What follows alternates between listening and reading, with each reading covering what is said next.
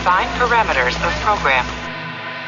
Olá, eu sou a Priscila Franco, voz da Michael Burnham, e você está ouvindo um podcast da rede Track Brasilis. Hello.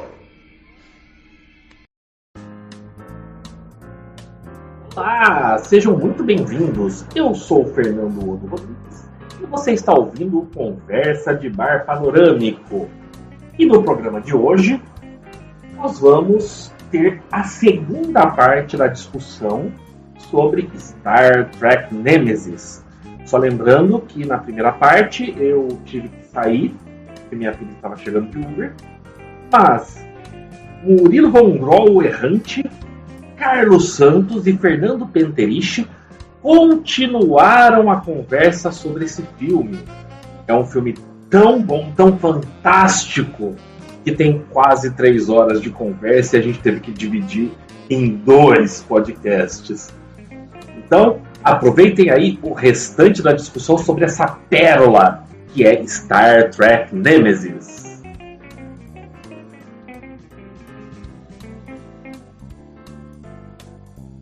Então, eu queria... O Carlão me lembrou muito agora, um jornalista muito famoso aqui no Rio Grande do Sul, Vianney Carlet, até morreu já.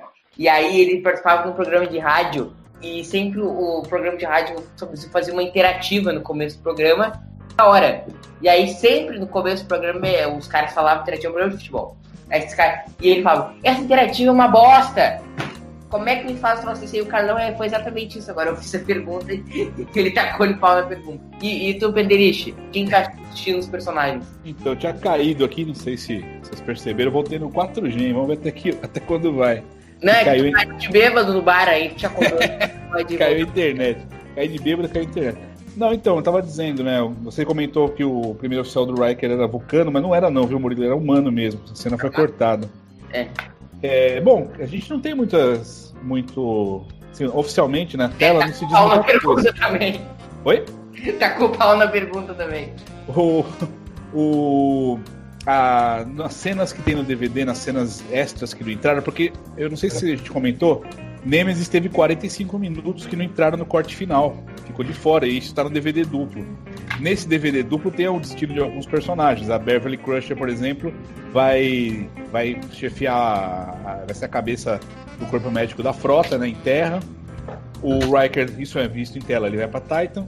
E aparece o primeiro oficial do Picard, o novo primeiro oficial, que o Riker já passa um trote nele ali nessa cena extra também. É até engraçadinho, né, a cena. E a gente não sabe o que aconteceu com os outros, fora o Data que morreu. O Worf a gente não sabe se está na Enterprise, o LaForge também não é presente ali. Ô Pedro, deixa eu fazer uma pergunta. O filme melhora nesses outros 20 minutos? Cara, não são muitas cenas que se salvam não, viu, Murilo? É a cena final da piadinha ali com o primeiro oficial. Também uma cena do Picard com a Crusher, né? Que eles têm muita história antes. Então acho interessante incluir isso. Mas os 45 minutos se salvam uns 5, 6, viu, cara? O resto é bem descartável mesmo. Como todo filme. Tanto que foi cortado, né? E se vocês tiverem a oportunidade de conseguir esse DVD, de DVD, hoje em dia eu nem sei se é fácil encontrar isso. Eu vou gastar meu dinheiro com eles. Então faz o seguinte, vai no YouTube, pronto. Eu também tô velho falando que atrás de DVD. Vai no YouTube, deve ter lá, vocês vão assistir isso. Existem exemplos de filmes que melhoram com a versão diferente. Pra mim, um exemplo, Rockoncourt, que é o filme como ele é, o filme que eu menos gosto de Jornada de Nemesis, que é o The Motion Picture. E a versão do diretor melhora muito o filme, mas muito. Nós falamos sobre isso, acho que foi no programa de First Contact. Eu não tinha visto a versão do diretor, o outro recomendou durante o podcast, e eu fui ver e o filme melhora absurdamente. Não sei se vocês acham isso, e como tu disse, não repete o mesmo efeito em Nemesis. E pessoal, como vocês acham que esse filme se encaixa em todos os filmes? É o pior filme de Jornada? É a pior coisa que a Jornada já produziu? Então eu queria perguntar para vocês primeiro pro Carlão, e se algum de vocês quiser complementar o lance do filme, das cenas cortadas. Carlão. Das cenas cortadas, acho que tinha que entrar a cena do cinto de segurança, hein, Fernando? A cena final ali com o primeiro oficial também, né? A mesma cena. Isso. A cena do cinto de segurança, ela é... Não vocês perguntem, procurem aí e tal. Aliás, Carlão, aquela cadeira foi usado em Enterprise depois, no 4º ano, quando a Enterprise voltou da guerra Zindi, e foi reformada. A cadeira nova do Archer é aquela cadeira da Enterprise E que não foi usada, a do cinto de segurança. Nossa. Tava tão fraca a grana assim na Paramount nessa época? Não, tudo Tava sobrando a cadeira, né? Por que não? Não, uma pergunta, ô Peterich. Nemesis estreou entre que episódios de Enterprise? Pô, cara, você também está abusando aí da minha... Não, isso, na verdade, você tinha que ter pesquisado e tinha que ter essa informação. É que o Peterich é enciclopédia de Star Trek. Ele estreou em 2002, dezembro de 2002, ele estreou no meio da 2ª temporada de Enterprise. Foi no meio da 2ª. Talvez ali em Regeneration, depois fica de lição de casa pra você aí, ô Murilo, dá aquela bela procurada. Pode falando que eu tô vendo exatamente isso. Não tem mais o que falar, só tinha. Ô, Carlão, diz que tu acha do lance do... E aí tem o lance ali dessa cena do cinto de segurança que deveria entrar. E outra coisa que é importante é o seguinte: você, enquanto fã de Star Trek, Murilo, você não pode não ter, você pode não gostar, mas você tem que ter tudo em casa, tá? Aprenda isso. Você pode não gostar, mas você tem que ter tudo. Tá? Então essa aí é a primeira, é a segunda coisa. Então, não sei, eu acho que sim, eu acho que é um filme, mas de novo, né, eu acho que ele é o pior filme, mas não que ele seja um filme, enquanto um filme normal, um filme regular, ele não é um filme tão ruim. O problema é que de todos os filmes de jornada, ele é o que menos tem a ver com Jornada nas Estrelas. Tanto quanto enredo, quanto história, como conexão. Uma coisa que a gente falou muito da nova geração, dos outros filmes da nova geração, e que para mim é um defeito, todo filme da nova geração ele vai lá buscar um episódio da nova geração, mas pelo menos ele tem uma conexão com ele tenta fazer essa conexão com alguma coisa de jornada. Nemesis não faz, e quando tenta fazer, falha, faz da maneira errada. E o enredo todo ele não faz sentido. Você não consegue. Vamos fazer o exercício contrário que foi o que a gente fez enquanto a gente conversava. Você não consegue conectar ele com mais nada de jornada. Ele é um filme, ele é um aventureiro. Você não consegue conectar ele com nada, nem pro bem nem pro mal, né? E por exemplo, como você pega a Jornada 5, que é um filme ruim, você consegue conectar aquela ligação que Kirk, Spock e McCoy têm, que eles criaram ali ao longo da convivência. Nemesis não tem nada. Então acho que nesse sentido, né, não em termos de construção de filme, mas em termos de conexão com jornada, tanto de história, de enredo, como de espírito, Nemesis não tem nada a ver com Jornada nas Estrelas, embora tenha os personagens, o pessoal esteja usando os uniformes e tal, mas poderia ser qualquer outra coisa. Foi intimado ao Fernando Peterich, que heroicamente encontrou o episódio que ele estreou depois de Carga Preciosa de Enterprise. Você lembra que episódio é esse? Cara, do 2º ano é um episódio bem ruizinho, viu? Faz tempo que eu não assisto. E depois desse, entre os dois, né? Ele estreou entre 2 episódios. O Precious Cargo, e depois teve o The Catwalk, que é aquele que a tripulação tem que se refugiar numa nacelle de dobra. Ruim também, esse é ruim, esse eu lembro que é ruim. Mas é melhor que o Precious Cargo. Não, o Precious Cargo é ruim. Mas estreou entre esses dois. Um foi dia 11. Enterprise, pode falar. Um foi dia 11, estreou dia 13 lá. Foi sexta, acho, né? E depois no dia 18, que acho que Enterprise passava de quarta na UPN, é isso mesmo. Dia 11 e dia 18. Enterprise ela tem, acho que um primeiro e segundo ano bem cambalhantes, um terceiro que é uma novela da Globo das 10 e um quarto ano que talvez seja a melhor temporada de todas em Star Trek. Quando eu tinha a sua idade, eu também achava isso. Isso é um elogio ou é uma crítica? Não, é só uma... O que tu acha hoje? Eu acho que eu tinha muito preconceito com a série. Eu acho que rever a série... Não, peraí. Eu amo a série. Eu amo Enterprise. Então, eu acho que eu tinha muito preconceito com a série. E aí, a primeira assistida... Assim, tudo eu achava ruim. Eu sei... Eu já fui hater, né? Então eu consigo reconhecer um hater porque eu já fui hater de Enterprise. Tudo eu achava ruim, nada prestava. Não, Enterprise não pode andar em dobra 5, nada prestava, né? E aí passaram-se anos e muitos anos e eu fui rever a série, eu fui rever com o coração mais aberto. A série é boa. E todas as temporadas delas são boas. E talvez o que eu mais tinha resistência, que mais assim, me causava dificuldade, que é o terceiro ano, talvez seja uma das melhores coisas que Enterprise, que Jornada nas Estrelas produziu, muito próximo de bons momentos de Deep Space Nine, tá? Mas assim, a minha posição em relação a essa aí mudou, eu odiava tudo, eu via, e eu achava que só prestava o quarto ano. Não, só presta o quarto ano, o quarto ano é muito bom. E não, a série toda, como todas as séries de jornadas, ela tem bons e maus momentos, ela tem esses anos, e tem coisas muito boas no primeiro, no segundo, o terceiro ano é muito bom e tal, mas enfim, se você quiser retornar para Nemesis, eu entendo. Não, podemos continuar o assunto, sem nenhum problema. Cara, eu acho que o primeiro e segundo ano, eles têm momentos muito bons, como o Breaking Ball, o piloto é maravilhoso, ou dizer que talvez seja, pra mim, é o melhor piloto de toda a série Star Trek, mas o primeiro e o segundo ano são irregulares. O terceiro ano é uma ótima novela, tem novela da Globo maravilhosa, tipo, Vale Tudo é muito bom, é uma baita novela de horas, mas é um novelão. E o quarto ano, talvez esteja com o quarto ano de DS9 e o sétimo de DS9 como as melhores coisas que Star Trek já produziu. Acho que a gente tem que lá no TB Studios em São Paulo, fazer uma estatuazinha lá pro Minicoto. É o Minicoto que tocou o quarto ano, né? Foi ele mesmo que tocou o quarto ano. Foi o Mas eu acho que o quarto ano... Ele amarrou várias coisas pra Embora eu concorde com a avaliação de quarto ano é muito bom, mas eu acho que o quarto ano ele tem uma coisa muito que é o seguinte, talvez seja aposta fácil. Vamos buscar coisas lá da série clássica que o pessoal gosta e vamos dar uma arrumada nisso daqui. Aí você tem lá as guerras eugênicas, aí você tem os vulcanos e tal. Então, assim, foi bem feito, mas é uma aposta segura. Tá? Eu acho que o terceiro ano de Enterprise arriscou mais e eu acho que arriscou bem. E só pra gente fechar esse assunto Enterprise... Eu já fechei já, eu vou voltar pra agora que é o melhor filme já produzido de jornada. Esqueci, cara, dia final do mês, vai cair o dinheiro na conta. Eu queria saber o que o Pedrinho acha do que ele falou. Meio do mês, né?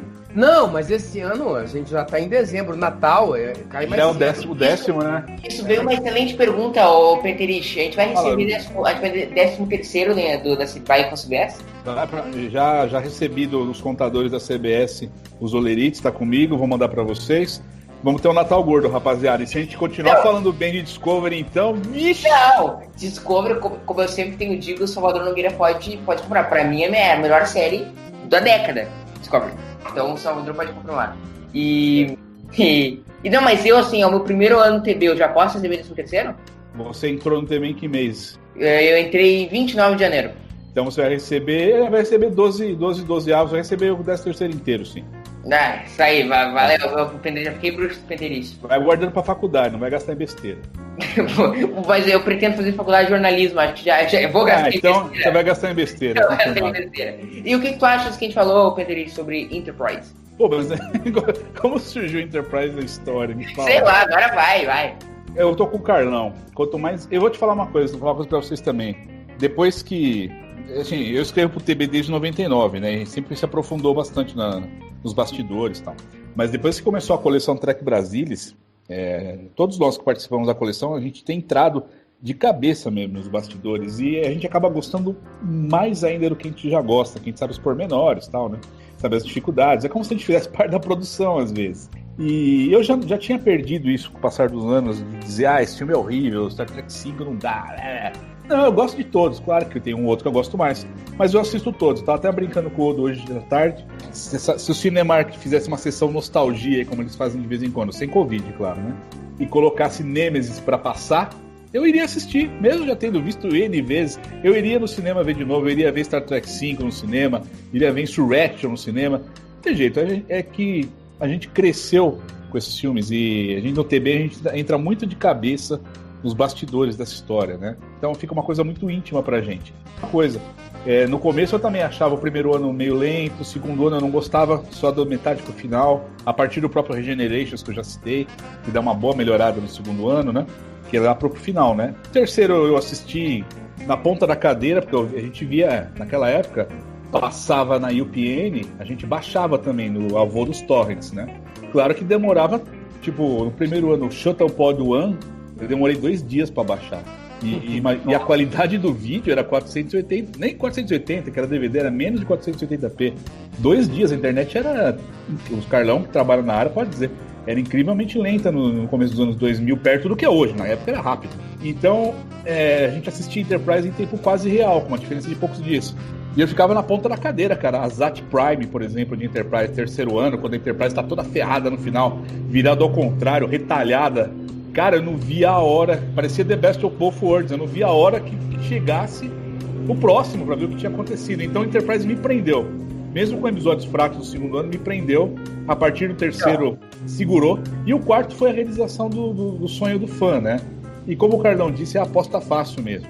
Você jogar seguro, trazendo andorianos, trazendo os vulcanos, colocando a Enterprise mais próxima da Terra. Só que eles estavam desesperados também, né? A série tava na corda bamba e não era daquele momento.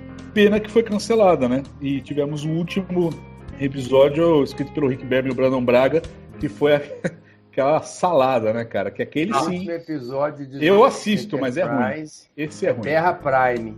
Aquele episódio que eu não vou citar o nome, não existiu, aquilo é uma alucinação coletiva. Aquele duplo com que termina Demons e Terra Prime, de fato, tem que encarar como o final de Enterprise. Porque o último foi o final da era Berman, mas foi muito, muito mal executado, cara. E vocês acham... Valeu a pena ver a Enterprise D, feita com efeitos de CGI, isso achei lindo.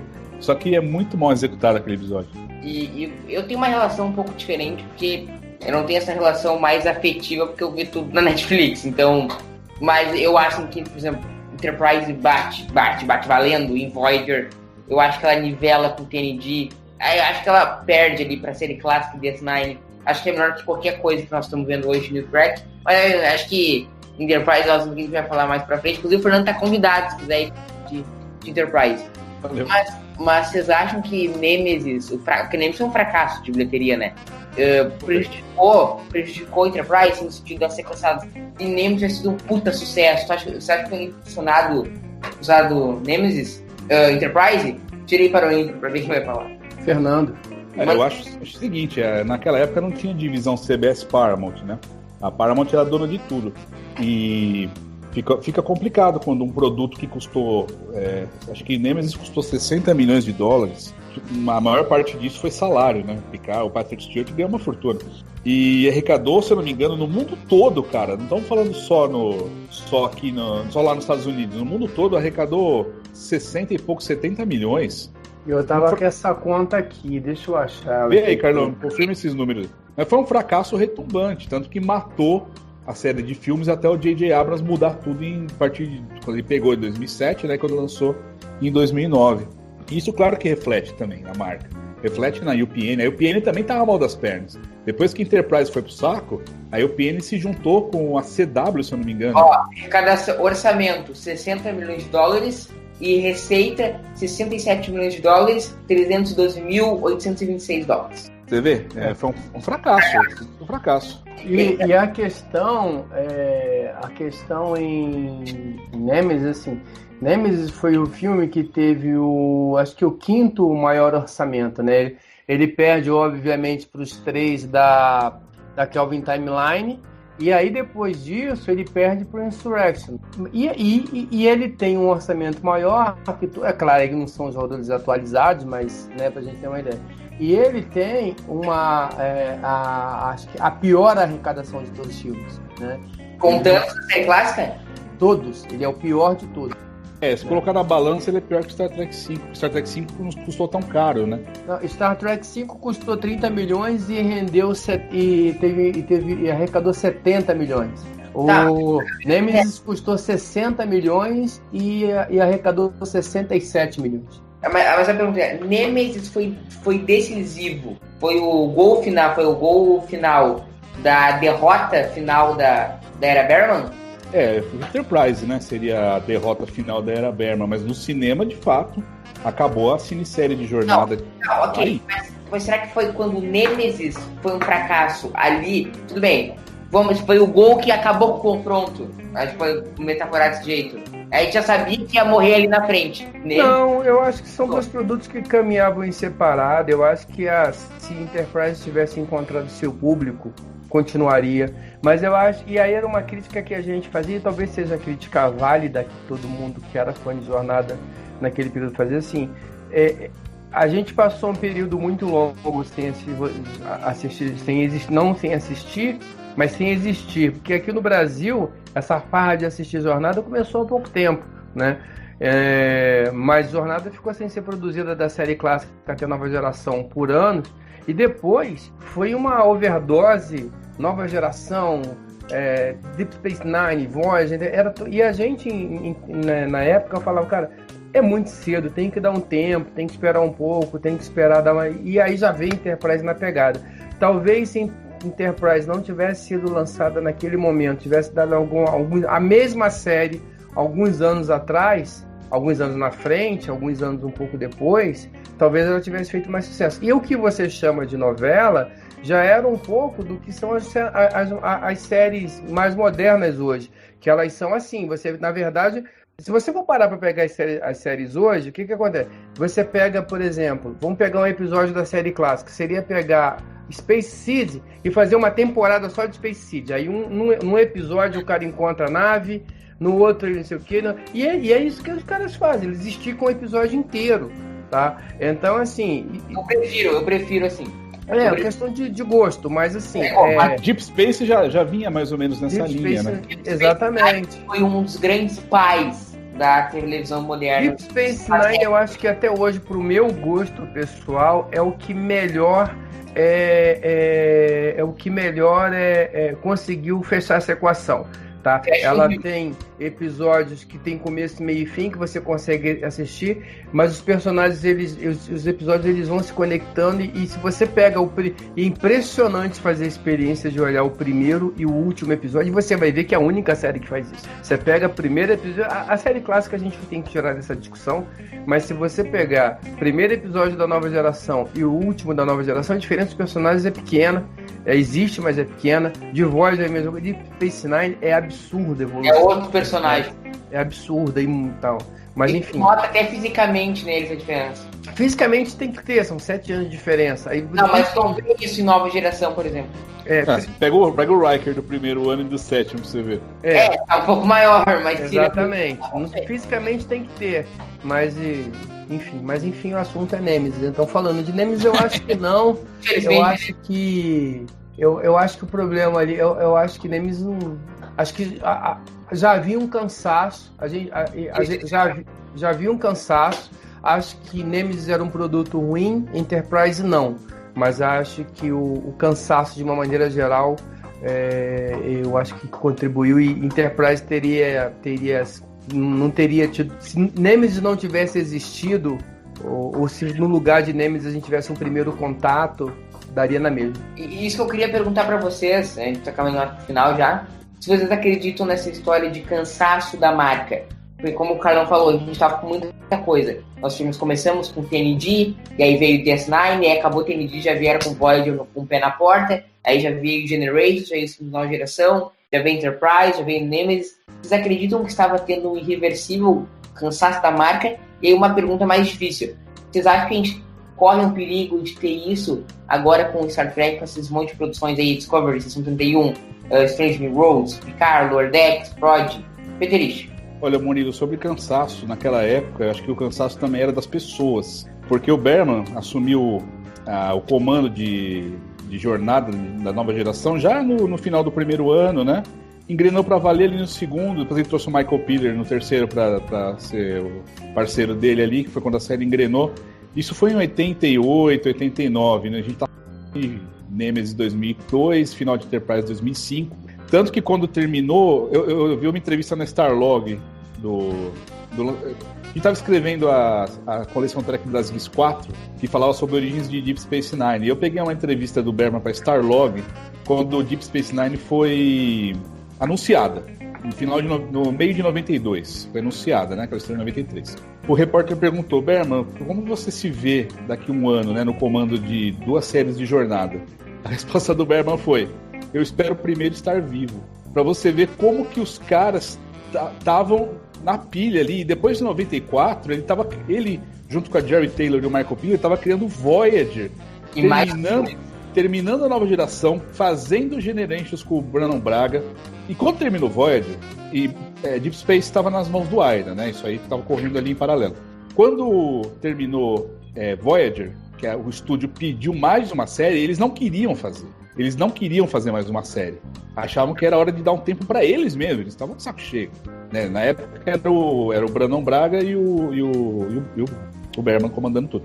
E aí eles vieram com o plot da série Espaçar no Passado e tal. O que o estúdio veio? Não, tem que ter um elemento do futuro. Então criaram o Future Guy lá, aquele vilão misterioso. Então o estúdio estava sempre enfiando o dedo onde não era chamado.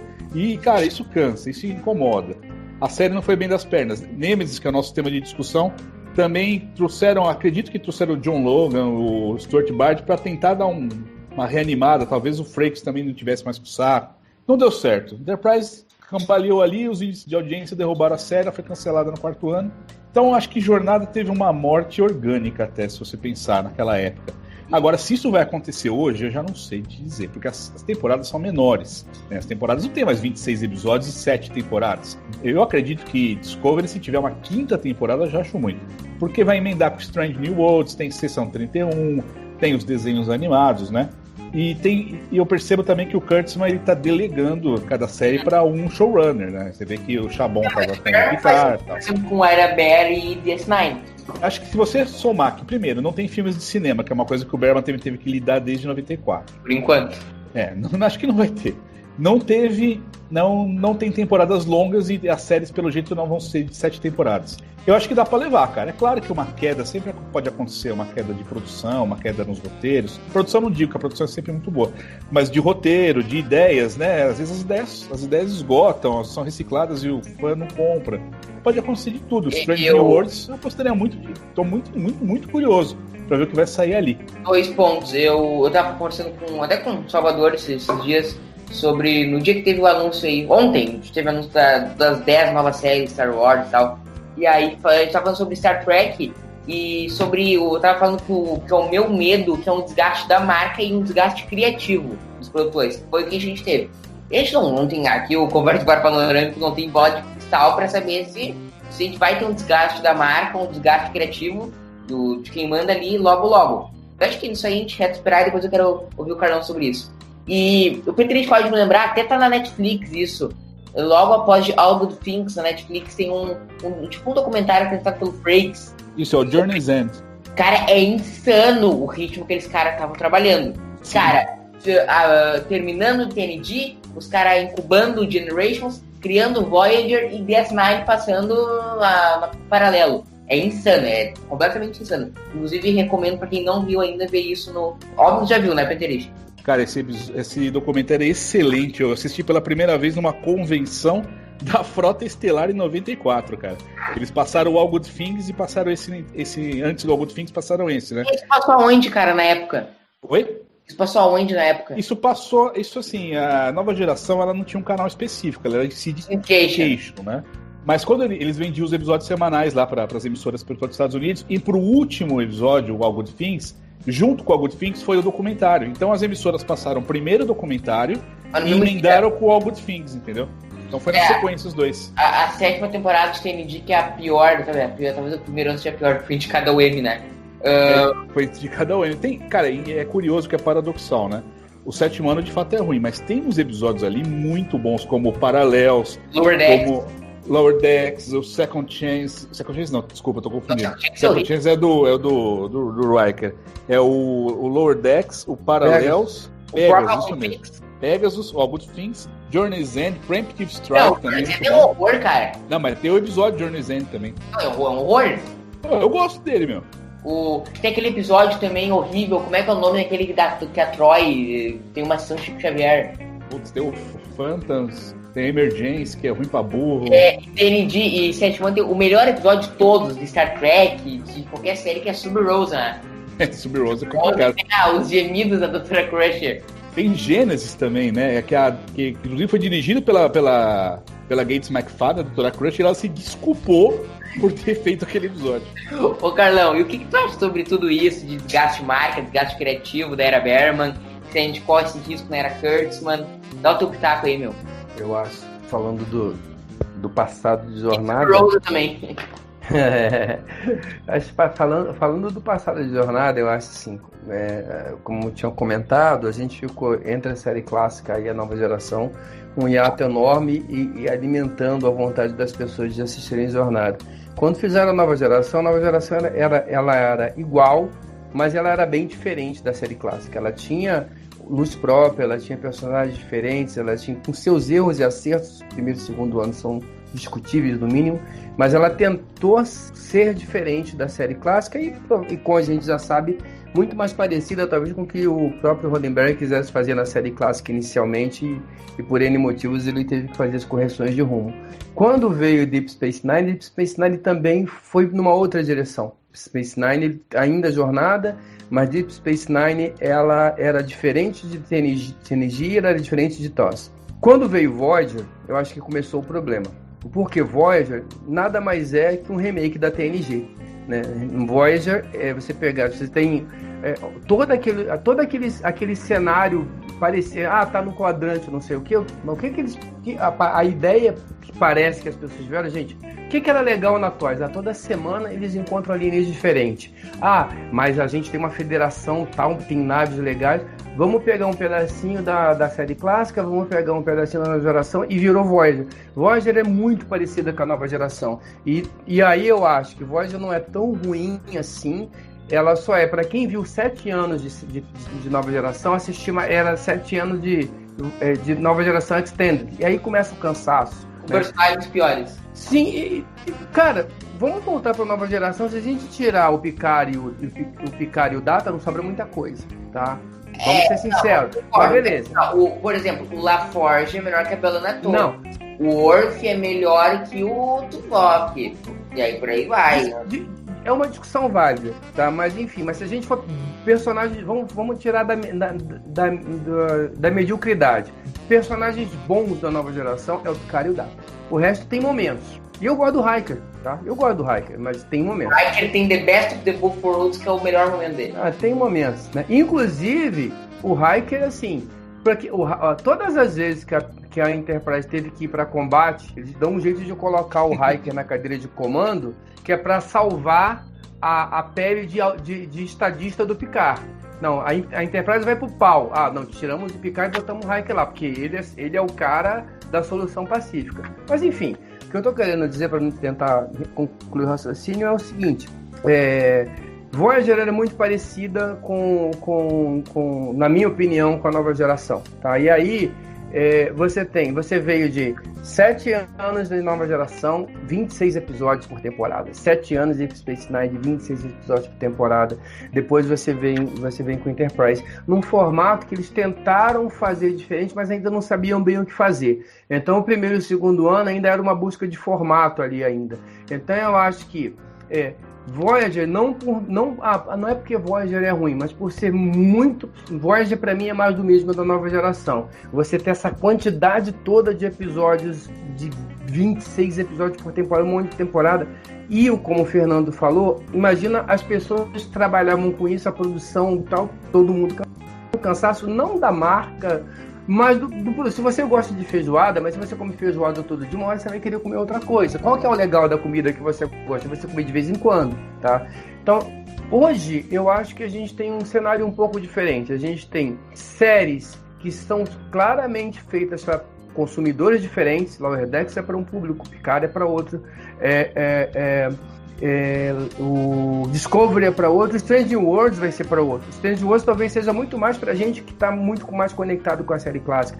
Então acho que essa série ela não é pra mim que tenho 50 anos, é pro fã novo que tá chegando agora. Essas séries elas são para as pessoas que estão chegando agora e procurando um outro modelo. E vai ter jornada. Carlão, depende. E vai ter jornada para todo mundo. E além do que, o formato que se faz televisão hoje, de temporadas mais curtas, eu acho que ele favorece que não seja tão cansativo assim. Então a gente já está indo para a terceira temporada de Discovery e a gente está com 30 e poucos episódios, tá? Então eu acredito que a gente tem espaço sim, eu acho que a gente consegue... A questão do streaming né, de você assistir isso em cima, isso muda também essa dinâmica de assistir episódio, tal, você pode assistir quando você quiser, a hora que você quiser, você não tem que ficar ali esperando. Eu lembro que quando estreou o canal SA aqui no Brasil, a gente assistia a jornada, era de 1 da tarde até as 6, era direto, era série clássica, nova geração, Deep Space Nine, Voyager, Enterprise, passava no EXA. É cansativo. Haja fita, hein, Carlão, pra gravar tudo isso. Gravava, nossa, tinha toneladas de VHS em casa, a gente via e gravava pra ver de novo, né? O quê? VHS, você depois procurar um Google aí. Então eu acho isso, eu acho que a gente tinha um cansaço sim por conta disso, eu acho que hoje a gente tem uma outra dinâmica, uma outra maneira de fazer séries, e tanto diversificando para públicos diferentes e com uma dinâmica de episódios menores e temporadas menores que acho que fazem com que esse produto consiga viver e conviver as suas várias edições aí mais tempo.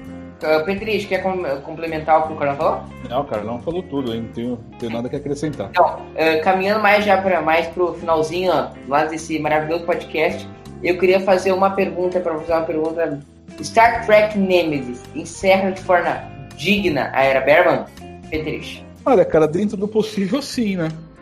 O filme, afinal de contas, o filme acabou como todo mundo queria, né? O Berman concordou com o roteiro, o Brent Spiner concordou com a morte do Data, o Picard concordou com tudo. Então não foi feito nada à revelia. Se eles achavam que tinha que terminar assim e terminou, sendo que a Era Berman, na verdade, terminaria com o final de Enterprise, né? Mas eu acho que o que a gente tem que analisar aqui é que Nemesis, embora seja a jornada final de uma geração, na verdade não é bem assim, né? Se o filme fizesse sucesso, jornada da nova geração, eu digo, ia voltar para o cinema de alguma maneira. Talvez o Data até revivesse, talvez fosse uma aventura só com o Picard, o Riker na Titan, sei lá, mas de alguma maneira ele ia voltar. Então não foi feito para fechar pra valer, né? Se bem que acho que na cabeça dos caras eles estavam torcendo para que fosse o último filme mesmo. O Patrick já estava com o pé em X-Men, não era, já fazia alguns anos, né? Também estava cansado de interpretar o Capitão Picard há tanto tempo, ele queria seguir, tanto que ele fez uns filmes diferentes também, não só franquias como X-Men. Todos eles queriam seguir a carreira aproveitando a fama que já tinham, mas atuando em outras áreas, né? Tendo mais criatividade, sei lá. Cansa, né, cara? Você ficar 15 anos fazendo o mesmo personagem. Isso, mais no filme. Eu acho que o cansaço geral refletiu e não foi feito como uma despedida, embora aquela frase diga que sim.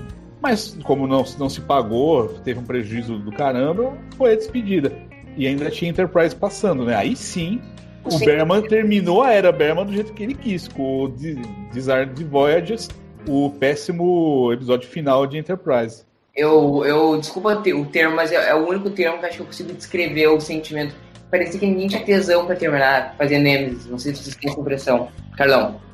Não tenho não, porque assim, eu acho que uma experiência muito legal catar esse DVD que o Fernando falou, que é esse que eu tenho aqui, com os extras. Cara, se você olhar os extras e assistir as entrevistas, todos eles, os caras acham que fizeram um filmaço. A entrevista, não, porque fizemos um filme assim, tal, papapá, isso aqui. Então, assim, não acho. Não, eu acho que eles poderiam até. Entra pro filme querendo fazer um filme ruim, né? Não, ninguém entra, mas assim, mas você tem autocrítica, como você acabou de falar. A Gates McFadden pediu desculpas pelo filme que os caras não. Pode ser que hoje eles façam essa autocrítica, né?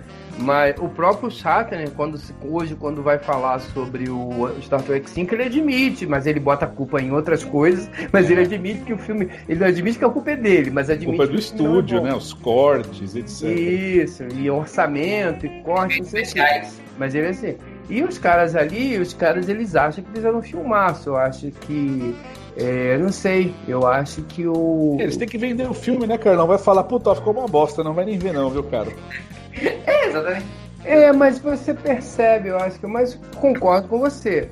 O cara não vai falar, olha, não vai ver não que isso aí é uma merda, tal, não sei o quê. Mas, sei lá, eu acho que já tava todo mundo meio que assim, né? Já botamos dinheiro aqui no bolso, já Até os fãs, né, cara? Você vê, tanto que você vê que a bilheteria de Nemesis foi patética, né? Até os fãs já pensaram, esperar sair em VHS, vai. E acho que a gente precisa abordar esse ponto finalizando, prometo, a nossa ideia que a gente tá finalizando. É o podcast mais comprido do mundo. Eu pareço aquele pastor que fica dando a palestra e vai finalizar, mas nunca finaliza. Mas é um ponto que a gente precisa abordar, que é como é que... porque a gente vai abordar, porque a última vez que a gente ia falar de tênis e cinema nesse podcast, a nova geração foi um fracasso do ponto de vista criativo no cinema. Aí tu tira First Contact, eu gosto de Generation, é um filme meio, né? Precisava ter existido a nova geração do cinema? Eu vou começar com o Carlão agora. Cara, eu tenho um carinho muito grande com o Jornada, então tudo que o Jornada fez eu acho que precisava, porque tá no meu coração, entendeu? Eu não consigo, o que eu não gosto de tiraria? Nada, mesmo os ruins. Até porque se tem uma coisa que a gente pode tirar de Jornada, e tem várias coisas que a gente pode tirar de Jornada, Tapestry ensinou isso pra gente, que se é que precisava ensinar, você é feito das suas coisas boas e das suas coisas ruins. Então acho que a tapeçaria de Jornada nas Estrelas, ela é feita tanto de a ira de Space Seed, de All Good Things, Nemesis, Threshold, isso tudo a gente tá aqui anos falando, a gente tá falando do cérebro de Spock, a gente tá falando de Threshold, então assim, acho que a tapeçaria de Jornada ela é composta disso.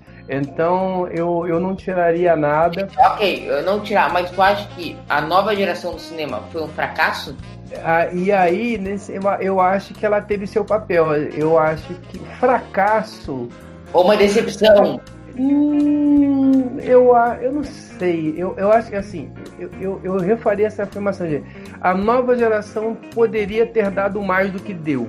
Ela poderia ter entregado mais do que ela entregou, tá?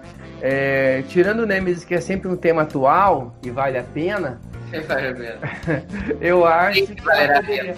Agora, fracasso, não, eu acho que assim, se você vai criticar, se você vai falar, você tem que falar, você tem que tentar tirar o coração do lado e aí fazer as críticas que você tem que fazer.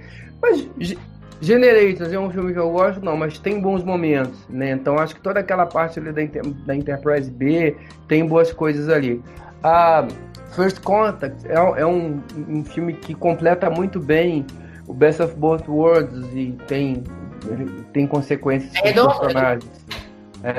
O Insurrection é um filme meio assim, mas é um filme divertido, dá pra você ver no final de semana ali, pegar, não é um filme complicado. E Nemesis a gente tá aqui, pelo menos batendo esse papo, trocando ideia, acho que a gente falando um pouco sobre...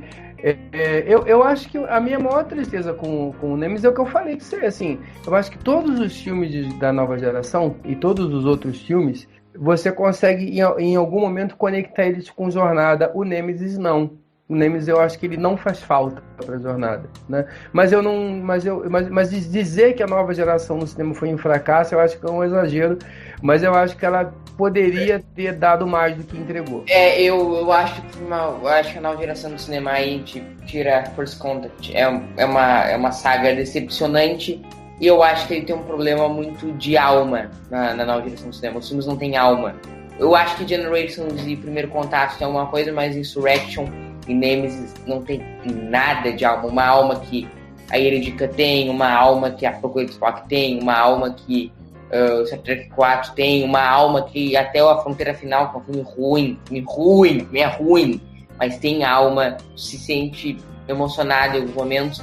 E talvez de Insurrection e Nemesis a única cena que eu vejo que tem alma é aquela do LaForge pela única vez dentro do Porto Sol, sempre que me emociona, sempre choro com essa cena. O que tu acha disso, Pinterest, desses filmes? Foi um fracasso, foi uma decepção? Olha, cara, o caminho natural para a jornada do cinema era ir para a nova geração.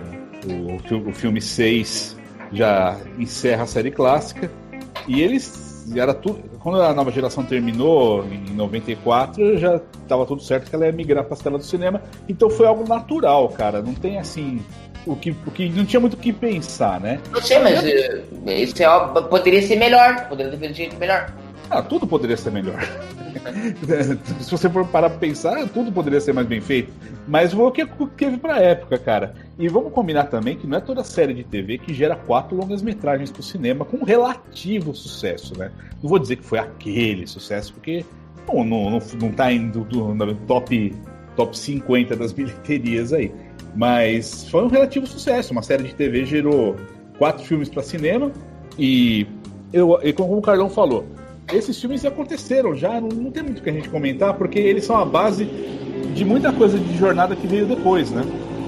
Não teria, por exemplo, a Kelvin Timeline, não teria a terceira era televisiva. Então é difícil a gente analisar qual o valor deles, a não ser que o valor total para a história de jornada. E particularmente sobre os filmes, Generations, cara, foi um filme que eu esperei muito, mas eu fiquei muito ansioso por Generations. Que foi a época que eu tava começando a conseguir ver a nova geração, além do primeiro ano, né? Primeiro ano, como vocês que lê o Trek Brasil sabe, estreou aqui no Brasil na televisão só em 91, na Rede Manchete, que nem existe mais. Veio a Rede TV. E o primeiro ano da nova geração foi repetido de maneira infinita, cara. Até 97, quando surgiu... Eu vou aproveitar que eu tô contigo. Por que o primeiro ano de TND foi repetido eternamente? Como? Existe algum motivo? As emissoras não compravam os próximos anos, era isso que acontecia. Passou na Manchete, primeiro tinha saído em VHS, né, nas locadoras, a partir de 88. Até que chegou rápido no Brasil. A série estreou lá em setembro, em junho de 88 já tinha parte do primeiro ano das locadoras. E aí... Claro, Carlão. Então, na verdade, isso que o Fernando falou era comum. Nessa época aí, até a década pela 80 e 90, essas séries eram compradas para tapar buracos de programação. Tá? A TV brasileira não investia em série, tá? E aí você vai ter um buraco de programação. Ia lá, eu comprava um primeiro ano do Homem de 6 milhões de dólares e repetia aquilo ad eterno. Aí eu comprava o primeiro ano de uma outra série e ficava repetindo aquilo. Então isso era o processo normal, não era só o processo de jornada nas séries. A gente começou a ver série direito quando começou a vir a TV a cabo. Aí você começou a assistir série na sequência e às vezes a série completa. Até então, enquanto reinava a TV aberta, era enlatado para fechar buraco de programação. Carlos, você lembrou bem, porque a Manchete, quando comprou, ela trouxe a série clássica, né, o primeiro e segundo ano, dublou, né, com a VTI, nova dublagem, e também trouxe no pacote, talvez tenha sido até imposição dos americanos, o primeiro ano da nova geração, e também dublou pela VTI. Só que a Manchete estava mal das pernas. Ela não conseguiu se manter como emissora e também não ia conseguir comprar novas temporadas e pagar a dublagem de novas temporadas. E aí, o primeiro ano, como você bem lembrou, virou tapa-buraco da Record. Foi pra Record depois, quando a Manchete largou lá pra 94, acho que foi em 1º de agosto, a gente tinha até levantado isso no Trek Brasil, 1º de agosto de 94. Foi pra Record e já era emissora dos bispos, né? E eles usavam também para tampar buraco na programação da tarde. E nenhuma emissora aberta se preocupou em trazer mais alguns anos. Até que, em 97, teve um movimento de fãs, que foi até liderado pela Frota Estelar na época, que era o grupo mais organizado de fãs, né? Atual Nova Frota. Que hoje em dia é a Nova Frota, né? Eles conseguiram, em parceria com o USA também, que estava surgindo, né? Trouxeram o segundo e o terceiro ano. O segundo foi para o USA.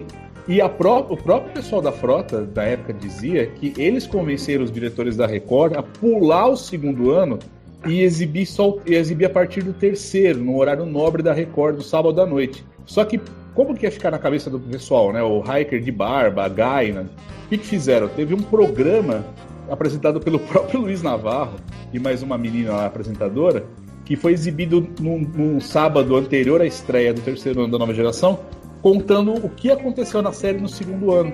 E também aproveitou e falou um pouquinho de Deep Space Nine, falou de Voyager, deu um panorama geral de jornada. Que bacana esse trabalho que a Record fez com o Star Trek, eu não conhecia. Aí, o terceiro ano estreou na Record em 97. Só que tem um porém também, né? Enquanto isso, o USA começou a passar o segundo ano. Tem um porém também. Teve, acho que, uma greve de dubladores e a Record passou os 2 ou 3 primeiros episódios do terceiro ano. Pra surpresa geral, cara, eles meteram 2 do segundo ano que já tava dublado, já que não tinha pronto o terceiro. Aí voltou o terceiro E foi. Quando chegou no final da temporada, e como todo mundo sabe, o último é o The Best of Both Worlds Parte 1. Então eu, pelo menos, falei para todos meus amigos não trackers, caras, assistam a Record, 20 horas, Star Trek. Esse episódio é fantástico, parte 1, não sei o quê. Tudo bem. Consegui monopolizar a galera. Né? Na época que não tinha internet, não tinha celular, não tinha nada, né? Por telefone, vou dizer o pessoal. Tô na sala com pipoca, tudo pra ver The Best of Both Worlds dublado. Não passou. Passou Evolution, o primeiro do terceiro ano. Eles não tinham The Best of Both Worlds dublado. Não dublaram por conta que eles não tinham o quarto ano ainda. E repetiram o primeiro do terceiro ano. Cara, que frustração. E aí eles passaram na semana seguinte? Não passaram nunca mais. Na TV aberta não tinha essa preocupação, era tapa TV buraco. aberta nunca mais viu Jornada Inédita. Foi tudo pra USA. Eu não conhecia essa história. Que trabalho legal que a Record fez com o Star Trek. Não, inclusive eu não sei se tem no YouTube o Top TV deles falando de Space Nine, do PH e da fantástico da programa de E tem no YouTube esse troço do Luiz Navarro? Não, esse não tem, infelizmente. Não, mas esse programa era um programa antigo da época que falava sobre várias coisas do universo pop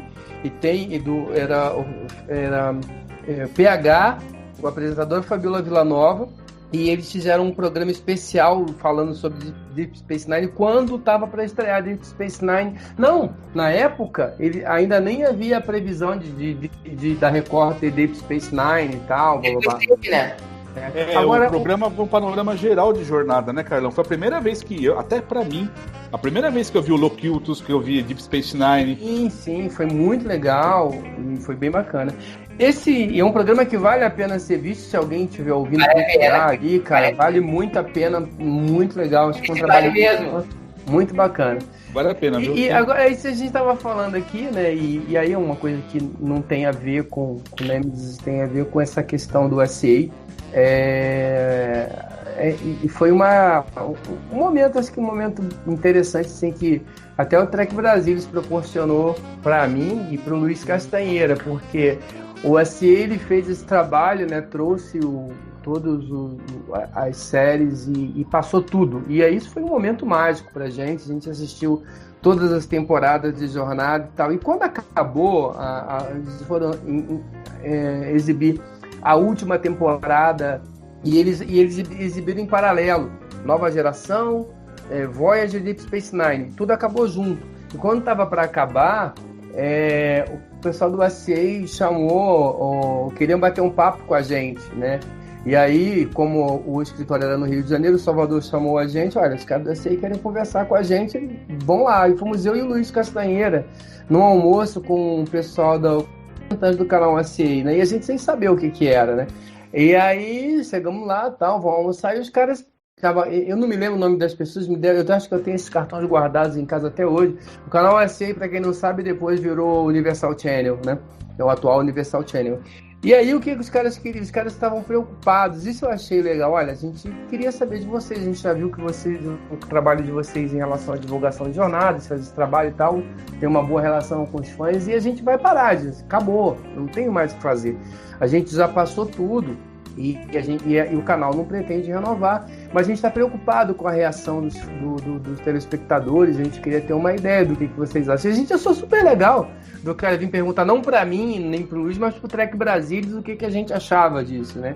E o Luiz, né, eu fiquei quieto, porque eu era o Lower Decks na época, o Luiz Castanheira, que falou, olha, na verdade, eu acho que todo mundo vai entender. Vocês fizeram um excelente trabalho, a gente nunca teve isso aqui no Brasil. E o que a gente pode fazer é agradecer e dizer que a missão está cumprida, que vocês cumpriram a missão e a gente só tem a agradecer. E para mim foi um momento bem legal de participar disso daí, né? E aí acho que é um momento que o Trek Brasilis me proporcionou ali de alguma maneira, né, a gente perceber a relevância que a jornada tem para isso. Acho que foi bem legal. Uma historinha aí de... Não, muito, muito legal. Essa é a graça do Conversa de Bar Panorâmico, de poder sair às vezes do assunto principal que a gente está abordando para poder falar... Vamos terminar, né? 2h30. Eu vou fazer só um ping-pong com vocês aqui para assuntos que a gente não abordou, jogar um pro Penterich e um pro Carlão. Penterich, colar os três. colaram os 3, né? Onde o Worf ficou todo cagado porque tropeçou no braço do Before. O Stuart Bard resolveu saturar a câmera pra mostrar que era um planeta alienígena. E detalhe, né? Tinha alienígenas lá, né? Com carros iguaizinhos. Os carros, o arco. Acho que era o mesmo modelo, hein, cara? A frota tava fabricando e revendendo esse modelo por aí. Todo mundo a grana tava fraca. Né? Não, e os dublês nessa cena, vocês já repararam? Não. Cara, vem câmera lenta, cara. Nossa, tem uns malucos ali que nem lembram muito o Patrick e o Worf. E o Data também. Vem câmera lenta, você vai ver dublês estilo série clássica. Quando você via nas lutas os dublezões ali sendo o William Shatner e tal, você vai ver também os dublês dos personagens assim de maneira muito nítida. Carlão, morte do Data. Ruim, né? Eu acho que foi ruim. Acho que era... Assim, tinha alguma coisa a se fazer, porque o Brent Spiner estava envelhecendo, não dava mais para ele fazer o personagem, mesmo que Jornada continuasse no cinema, teria que dar um outro jeito, né? E então teria que ter um jeito, e poderia se pensar de uma maneira melhor, até porque além de ser idiota, era uma coisa que não precisava, né? Do mesmo jeito que ele pulou lá para dentro, ele podia pular para fora e a Enterprise resgatava ele depois. Então não precisava ele ter morrido ali para poder. Como é que a morte do Kirk em Generations? Kirk morreu salvando a Enterprise B. Tá? Aquele negócio que aconteceu no Nexus é uma alucinação coletiva, eu me recuso a comentar aquilo. Então, assim, não, a morte do Kirk em Generations é sensacional, inclusive, como eu falei, transmitida ao vivo. Aquilo. Isso. Agora, a do Kirk eu nem comento. Aquilo aí do Kirk eu nem... Mas assim, se a gente for pensar nesses termos da morte lá, eu acho que se a gente pensar na plataforma, aí eu acho até que a do Data pelo menos ela teve um motivo. Ela tinha ela teve um efeito prático, porque a morte do Kirk ali em Generations ali do jeito que foi, não mudou nada na história. E eu só acho que o filme como um todo, eu acho que ele não convergiu para que aquela cena fosse... Eu acho que o que acontece depois ele é bonito, ele é significativo. Toda aquela cena de despedida, as pessoas reunidas, aquilo ali, acho que é bonito, aquilo ali tem um certo significado. Agora, a decisão do que se faz e como se faz, eu acho que não. Acho que ela é tão rasa quanto qualquer outra coisa, embora, como eu falei, em termos de outros filmes de jornada, de ação, talvez até funcionasse. Federici, Ping Pong, Enterprise E. Antes da Enterprise E, eu preciso falar uma coisa super rápida. Nessa cena da morte do Data, cara, eles justificam que o Data vai pular ali pelo espaço porque não tem teletransporte, né? Os teletransportes foram desativados. Era só os caras irem no iate do capitão, ou sei lá, ir num shuttle, mas tipo um runabout, e acionar o teletransporte dele, pô. Não precisava o Data se suicidar, ir numa missão sem volta. Isso sempre que eu assisto o Nemesis, e olha que eu assisti hoje, eu penso nessa cena como mal escrita. Mas fazer o quê, né? Agora você perguntou o quê? Enterprise E? Enterprise E. Mas você quer saber o que da Enterprise E? Tu que é especialista em nave. Enterprise E é a nave mais feia da história da Frota Estelar. Não, Enterprise E não é uma nave feia. Enterprise E foi... eu acho que eles ficam apertados ali na ponte, da agonia. Não, é que a nave você diz o design interno da ponte ou você acha ela pequena pelo tamanho da nave? Eu acho que parece uma nave alien. Cara, a Enterprise E tinha que ser uma nave mais esguia do que... Oi? A D é muito mais bonita. O problema é que a D, segundo disseram na época, eu também não gostei da destruição da D no Generation. A destruição da Enterprise D, eu adoro a destruição da Enterprise D na ponta, a lance deles caindo na atmosfera, eu acho legal, mas eu acho a Enterprise D infinitamente mais bonita que ele. Então, a Enterprise D é uma nave icônica, e se você for colocar na ponta do lápis, ela só trabalhou pela Frota Estelar durante 8 anos, né, cara? Muito bom. E o que aconteceu foi o seguinte, ela não fotografava bem pro cinema. O Odo comentou aqui, né? Então, os caras resolveram destruir a nave, que também ia sair bonita nos trailers, né? Que tem a cena da explosão nos trailers. Aliás, quando eu vi o trailer de Generations, eu me recusava a acreditar que a Enterprise estava sendo destruída, que era uma coisa que, sei lá, estavam tentando enganar o espectador, mas não, ela foi destruída mesmo. E fizeram a E, né? Aí eu acho uma nave super bonita, eu acho uma nave esguia, uma nave elegante. Inclusive trocaram o defletor principal dela, né? Se você for ver, nas artes promocionais do Primeiro Contato, o defletor é de uma maneira, no filme ele é de outra, aquele defletor amarelo, que os Borg estão implantando aquela antena, etc e tal. Mas eu gosto muito, eu tenho duas aqui em casa. Bom, acho que eu tenho duas de cada até, mas eu tenho duas Enterprise Z aqui. E Mas eu é o mesmo modelo? acho ela bem legal. Oi? É do mesmo modelo? Não, eu tenho uma grande da AMT. A AMT era uma empresa que fazia as naves, kits de nave. Você tinha que comprar e montar a nave. É claro que eu não tenho nenhuma capacidade manual para montar a nave, então eu terceirizava, né? Procurava uns plastimodelistas aí, os caras montavam para mim, e até hoje eu tenho ela aqui, tem mais de 20 anos. Não, E tenho repetidas era motivo para internação. Não, eu tenho na verdade 3, viu, cara? Porque eu tenho essa da AMT, tenho da Eagle Moss tamanho grande e da Eagle Moss tamanho pequeno também. É muito. Ping Pong, Carlos Henrique Santos. A morte do X-On. Como toda morte de vilão de filme de James Bond, né? É aquilo ali. Acho que tá. Não tem muito significado, não. Mas eu gosto. Assim, de novo, né? Eu acho que o Tom Hardy fez um trabalho ruim como X-On, não. Eu acho, inclusive, ele é muito melhor que o Nero. Dá um de pau, né? Tudo bem que ser melhor que o Nero não é vantagem pra ninguém.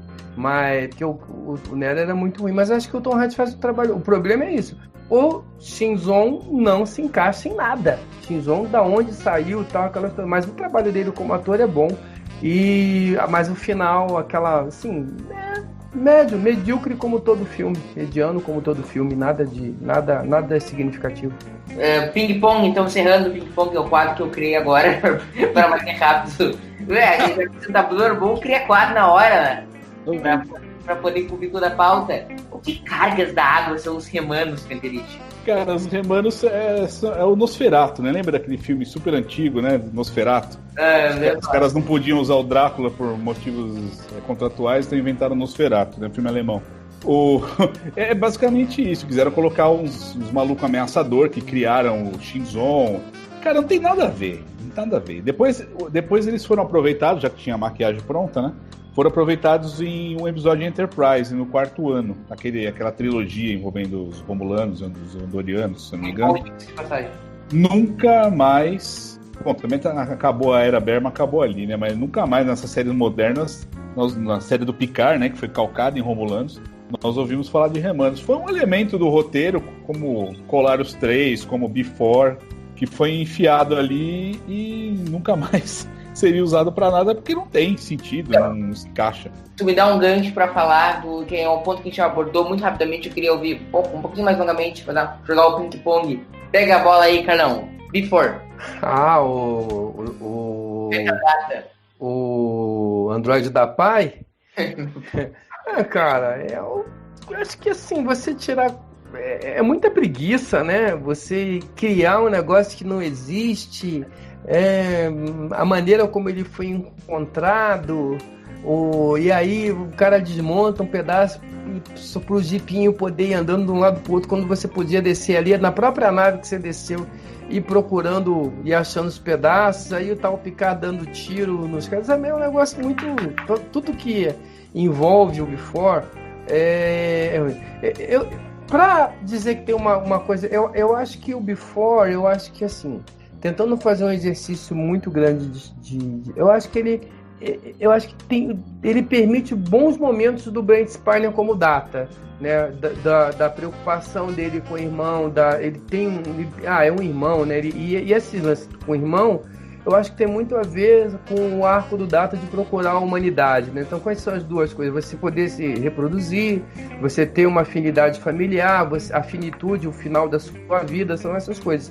Então, eu acho que em alguns momentos ali, a hora que o Data vai desativar o Before, ele faz isso com... Você vê que ele tem que fazer, ele faz com certo carinho, com certo cuidado, ele tem um carinho com ele ali. Então eu acho que isso, apesar de toda a construção artificial do Before, né, com o uso da expressão que eu acho que a construção artificial... Foi muito sintética. Construção artificial do Android fictício. É muito genial. Só tem aqui, cara. Né, exato, né? Eu acho que esses momentos eles têm algum brilho. Eu acho que eles dão alguma possibilidade para o Brent Spiner, que quando dão algum material na medida correta, ele consegue trabalhar. Então, eu acho que se fosse talvez para redimir o Before, seria pela oportunidade que ele dá do Brent Spiner de mostrar esses pequenos detalhes. Mas, de uma maneira geral, é mais um dessas coisas. É igual o Remano, é igual o Shinzon, é igual o cara construir uma nave, uma raça que é relegada em Rômulo, construir uma super nave que ninguém sabe de onde aparece e aparece depois, sabe? É muita coisa que isso. O que a gente precisa? Saca. Precisa saca. E o Before isso aí mesmo. Tiraram da cartola. Eu vou jogar os últimos ping-pongs pra cada um. Rapidinho. Meu Deus, Murilo, eu preciso no banheiro, cara. Acaba logo isso aí, velho. Rapidinho. Abrir os últimos ping-pongs. A cena, aquela que a Enterprise tá voltando pro espaço da Federação. E aí são atacados pelos Remanos, pelos Romulanos. E aí aquele troço dentro da ponte. O que tu acha? Pra mim, essa. Pra ti. O que eu acho do quê? Do efeito especial, da trilha sonora. Aliás, a gente não falou da trilha sonora. Eu vou mudar o ping-pong. Eu vou mudar o ping-pong e falar da trilha sonora. Fala a trilha sonora e eu respondo essa depois, então. Beleza. Trilha sonora. Cara, a trilha sonora de Nemesis é uma das coisas que se salvam no filme. Porém, ela não tem acordes inéditos, como a gente sabe, né? O Jerry Goldsmith fez sua última participação para Jornada nas Estrelas, o Jerry que criou o tema dos filmes a partir do primeiro filme, que virou o tema da nova geração, adaptado pelo Dennis McCarthy. Depois ele voltou em Star Trek V com uma trilha linda. Opa! Foi retomado em Primeiro Contato, uma bela trilha também, acho que uma das melhores de Jornada que ele já fez junto com o 5 e o primeiro. Insurrection eu acho mais ou menos, e a trilha de Nemesis eu acho legal, cara. Eu inclusive fiquei bem ansioso, aliás eu ficava ansioso com tudo na época. Fiquei bem ansioso pra pegar o CD, Murilo, isso você não sabe o que é. Eu sou colecionador de vinil. Ah, bom, mas vinil não é CD. Eu peguei CD, eu peguei. Tinha uma loja em São Paulo chamada Always Discos, que era o ponto de encontro dos fãs de cinema e trilhas sonoras, né? E eles importavam os CDs, porque os CDs não eram lançados aqui por uma gravadora nacional, é claro, né? Os caras traziam lá de fora. E era, em 2003, acho que eu paguei R$30, que seria um pouco caro até, mas eu paguei uns R$30 nesse CD. É uns 60 hoje. Acho que uns 100, viu, Murilo? E aí eu fiquei empolgado, né? Eu sempre gostei de trilha sonora de cinema, né? Eu coleciono, tenho uma coleção aqui de CDs e tal. Hoje em dia não é mais CD, né? Não vou dizer como é que eu consigo as músicas. Mas então eu tava super empolgado. E quando eu ouvi, eu gostei também. Só que a trilha é melhor que o filme, né? E ela é do Jerry Goldsmith, mas em conversas com o nosso amigo Salvador Nogueira, a gente acha que, na verdade, o Jerry já estava meio debilitado na época, e essa trilha foi feita meio por um comitê de músicos do estúdio dele. E talvez ele tenha dado um toque aqui, outro ali, mas a gente... Ele morreu, 2 anos depois, né? Então, ele tava velhinho já, né? Ele morreu pouco tempo depois. Mas se salva, eu gosto dessa trilha. Não é a minha preferida do Jerry Goldsmith para a Jornada, que é Star Trek 1, que eu adoro. Pra mim é 5. Mas o 5 também é muito bom, mas eu fico com 1, que é o original ali, né? Só que se salva, né? Pra mim, a melhor trilha é Star Trek 5 e o melhor tema é First Contact dele e a de Star Trek 2009 do Jack Chino. Último ping-pong do Carlão e Sucindão, é um assunto difícil, mas preciso de 10 segundos, 30 segundos. A atuação de Patrick Stewart deixa a desejar nos filmes de nova geração? Sim. Desenvolva durante 30 segundos o assunto. Eu acho que ele tem... Assim, eu acho que ele tem uma boa atuação num filme ruim, que é o Generations. Acho que o trabalho dele como ator em Generations é bom, o material é ruim, né? Aquela cena horrível dele chorando a morte do irmão e do sobrinho. Ele faz um choro muito ridículo. Eu não posso pegar uma cena só. Eu acho que pegar todo o arco dele durante o filme, eu acho que é bom, tá? Eu acho que ele é bom. Tem essa cena, ele estoura um pouco mesmo, mas paciência. Eu acho que aí a gente pegando... E eu acho que o trabalho dele como ator em First Contact, que ele também estoura também na cena com a menina, mas eu acho que o trabalho dele é bom em First Contact. Acho que o trabalho dele é bom em Insurreição, e acho que nesse agora ele estava totalmente fora do elemento dele, né? E assim, tentando fazer um papel de ator de ação, já um velhinho já, sem condição de fazer, e a coisa não funciona. Então, acho que pelo que a gente viu, talvez em outros trabalhos do Patrick Stewart e da própria atuação dele em vários episódios memoráveis da nova geração, na TV, eu acho que o trabalho que ele fez no cinema, embora não seja ruim, ele tem momentos que ele é irregular, né? Eu acho que na média, eu acho que ele trabalhou muito melhor, ele foi um Picard muito melhor, ele atuou muito melhor na nova geração, nas séries, do que no cinema. Eu acho que no cinema ele talvez a gente tivesse uma expectativa maior. Não é que ele seja ruim, mas teve na média. Acho que daria uma nota 7 para ele aí. Ok, eu queria muito agradecer ao nosso ouvinte que está aí há 2h40 nos ouvindo. Não, o pessoal já dormiu, já foi embora, já xingou a gente. Não, eu queria muito agradecer a presença de vocês, do outro foi embora, e queria agradecer especialmente a ti, Fernando, por ter nos aguentado durante 2h40. Foi uma honra inenarrável estar contigo aqui no Conversa para o Panorama. Essa experiência foi maravilhosa. Valeu, Murilo. Cara, embora o podcast de fato tenha sido cumprido e... Aí vocês têm as impressões finais do filme ainda, né? Fala tchau. Não, então, calma. E a gente tenha bebido aqui um pouco, que acabou também nada. Fazendo com que a gente fale um pouco mais mole, um pouco mais rápido, pronuncie palavras erradas. Foi um prazer, cara. Falar sobre Jornada nas Estrelas é sempre um prazer. Sim. Curti, mas não precisa me convidar de novo não, tá? Daí, aproveita as suas impressões finais. Não, primeiro que tu vai ser convidado para mais. E segundo, impressões finais do episódio e dizendo aí que tu encaixa ele na tua lista aí dos filmes de Jornada. Ainda sou eu? Tua última, aproveita que é a última. Pô, cara, eu já falei, né? Nemesis de fato não é um filme muito bom, não é tá bem longe do topo ali dos filmes de Jornada, mas tem todo aquele apreço, né? Que o fã de Star Trek, ainda mais a gente do Trek Brasilis, né, cara? Que a gente respira Star Trek, a gente escreve pro site, escreve a coleção do Trek Brasilis, todos nós, né? Todos nós contribuímos, tem os podcasts, tem os vídeos. Então a gente respira a jornada, a gente estuda a jornada faz parte da nossa vida. E eu não consigo ficar com sentimentos negativos, em contar uma obra de jornada. Sentimentos negativos eu tenho contra o fandom, isso sim. Mas isso aí cabe para uma próxima participação. E ele vai ser convidado. Sobre lavagem de roupa suja. Sobre a posição de Nemesis. Olha, cara, geralmente eu faço assim, viu, Murilo? Eu acho difícil comparar filmes da nova geração com filmes clássicos, com filmes... Todos os filmes, ele tá onde? Todos os filmes, cara?